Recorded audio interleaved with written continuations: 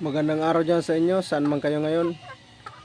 I-update pala natin mga katrabaders yung ating mga alagang sisiw, kung malalaki na sila. Tingnan natin.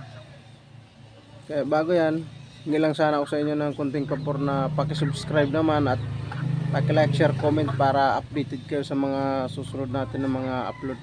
Kaya ito, samahan niyo ako mga katrabaders, titingnan natin.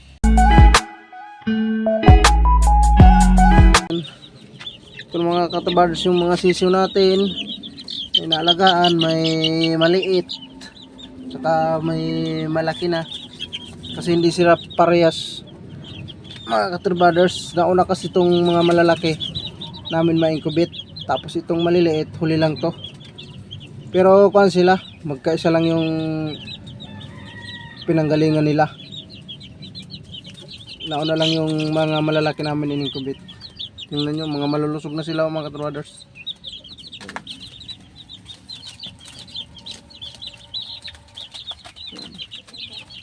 Bale, dalawa yung maliliit.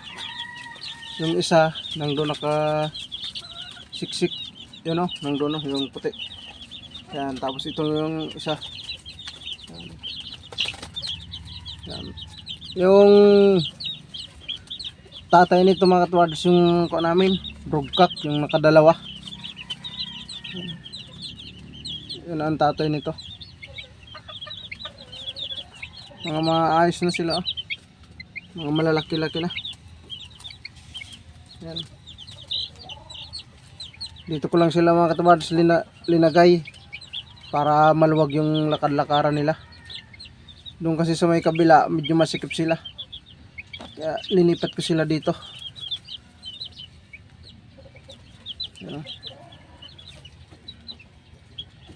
Yung ilaw natin hindi gaano mainit, tamang tama lang yung init nya.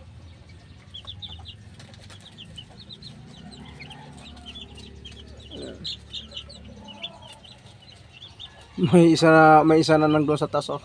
Ito lang mga katabaders yung paligid nya.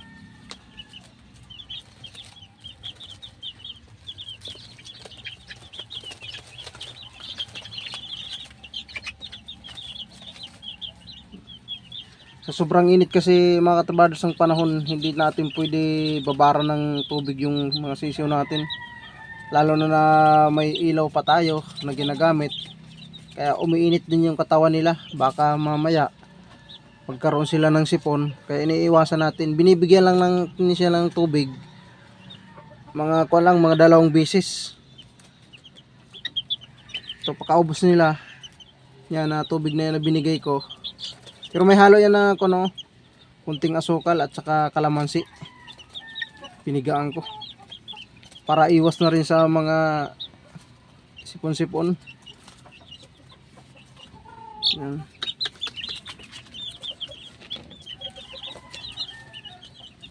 Padres yung alaga natin ng mga sisiw. Unang pisa pa lang natin itong mga katrabaders na inaalagaan.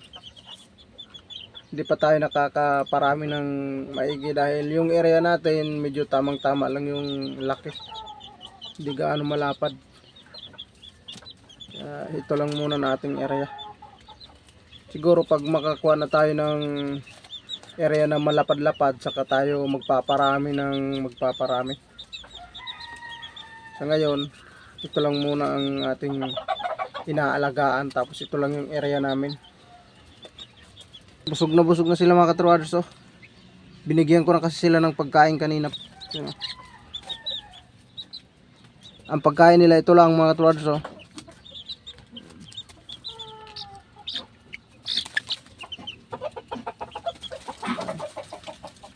Sila mga katrowaders. Yan. Yung nanay nila mga papakita ko sa inyo.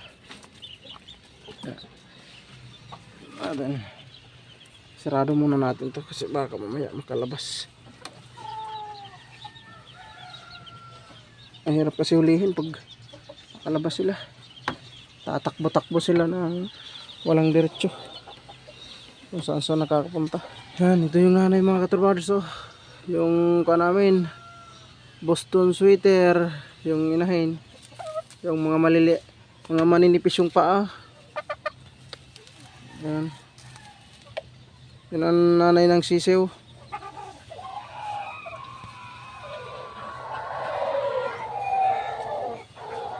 Yan, magandang inahin yan mga katrabaders.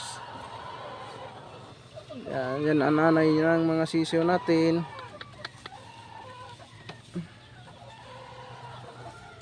Yan. Hanggang dito na lang muna tayo mga katrabaders. Thank you so much sa inyong panonood dyan. At thank you pala sa mga suporta nyo. At thank you pala sa mga nag-subscribe.